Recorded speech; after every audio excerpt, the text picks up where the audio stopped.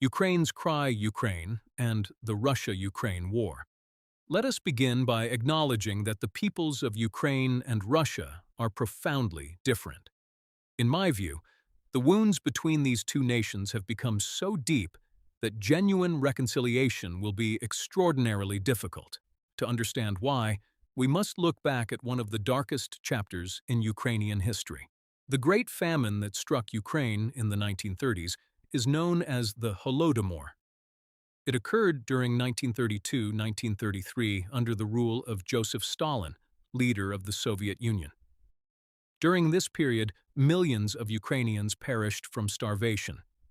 The Soviet authorities forcibly confiscated grain produced by Ukrainian farmers, leaving countless people without food. The Ukrainian people cultivated some of the most fertile agricultural land in Europe, yet millions died of hunger. The estimated death toll varies among historians, with many studies placing the number of victims between approximately 3.5 and 7 million people. Ukraine and a number of other countries recognize the Holodomor as a genocide committed against the Ukrainian people. To commemorate the victims, Ukraine built the National Museum of the Holodomor Genocide in Kiev. Located at 3 Lavrska Street on the Pechursk Hills overlooking the Dnipro River and near the famous Kiev-Pechursk Lavra Monastery, the memorial stands as a powerful reminder of this tragedy. Among its most recognizable features are the towering white monument known as the Memory Candle, the poignant statue bitter memory of childhood, depicting a young girl who symbolizes children who died during the famine, and memorial grounds dedicated to honoring the victims. Although this tragedy is not widely known around the world, it remains deeply engraved in the collective memory of the Ukrainian people and is regarded as one of the darkest chapters of the 20th century. According to this perspective, the Kremlin in Moscow, which served as the governing center of the Soviet Union and today is the seat of the Russian government, represents a continuation of a political tradition that has sought to maintain influence over former Soviet republics. From this viewpoint, Russia has continued to interfere in Ukraine's internal affairs since Ukraine became independent.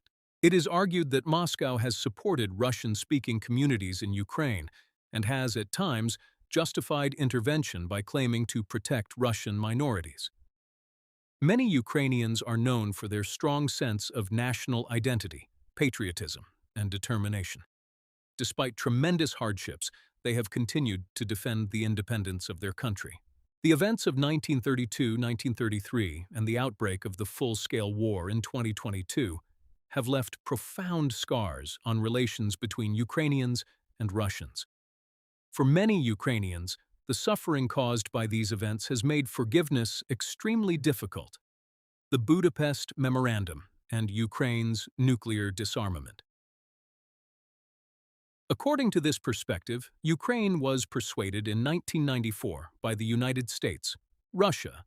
The events of 1932-1933 and the outbreak of the full-scale war in 2022 have left profound scars on relations between Ukrainians and Russians. For many Ukrainians, the suffering caused by these events has made forgiveness extremely difficult. The Budapest Memorandum and Ukraine's nuclear disarmament. According to this perspective, Ukraine was persuaded in 1994 by the United States, Russia.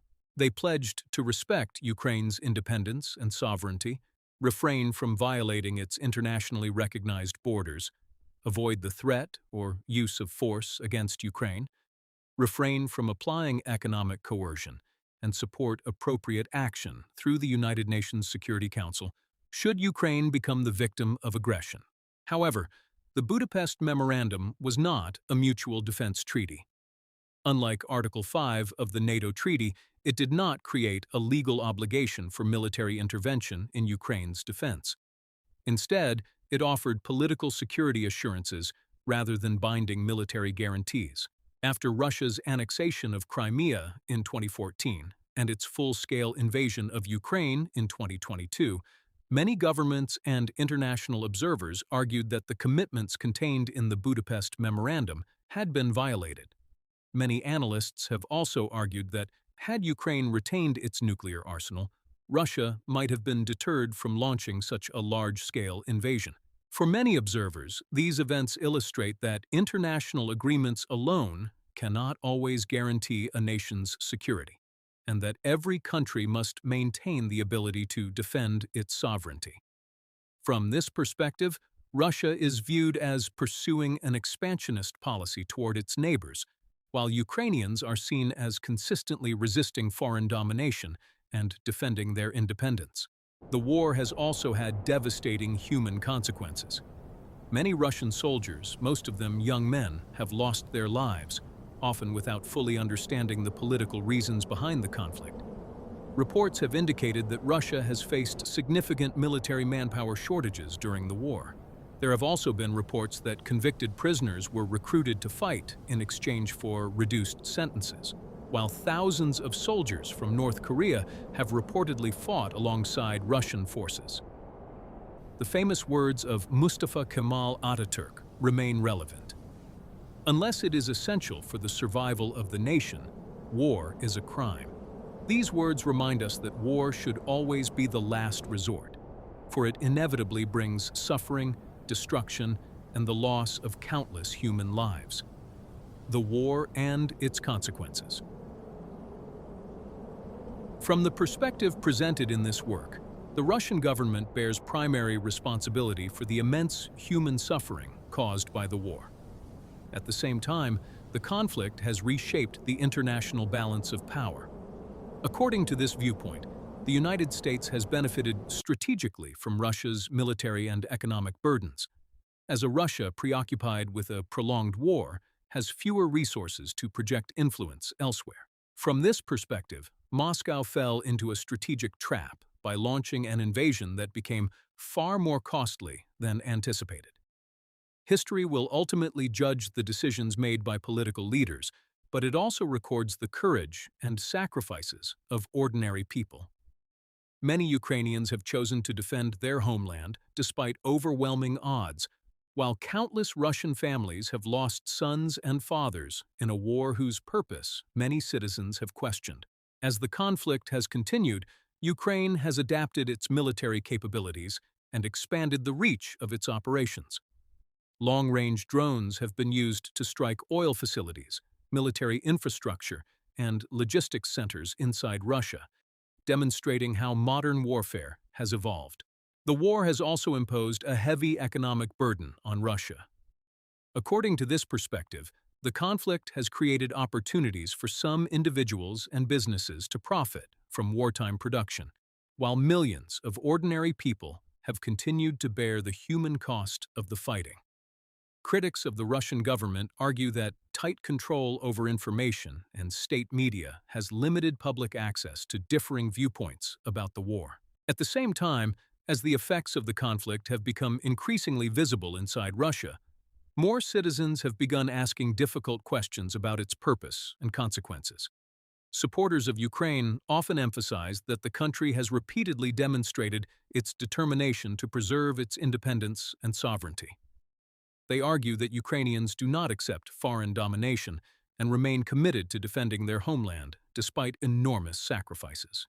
Whatever the eventual outcome on the battlefield, it is ordinary people who pay the highest price. Families are separated, cities are destroyed, generations are marked by trauma, and thousands of young lives are cut short. Wars eventually end, but their consequences can endure for decades, leaving lasting scars on nations, families, and human memory. Final reflections.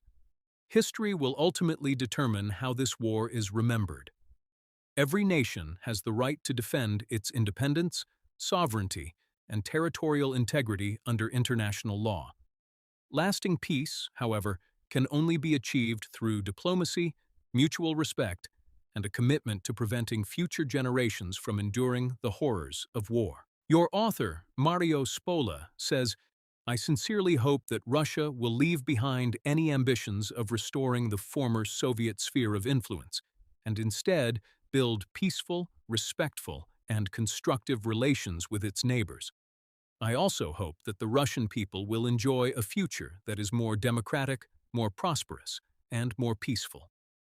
A nation's freedom survives only as long as it is able to protect not only its borders, but also its memory, its dignity, and its honor.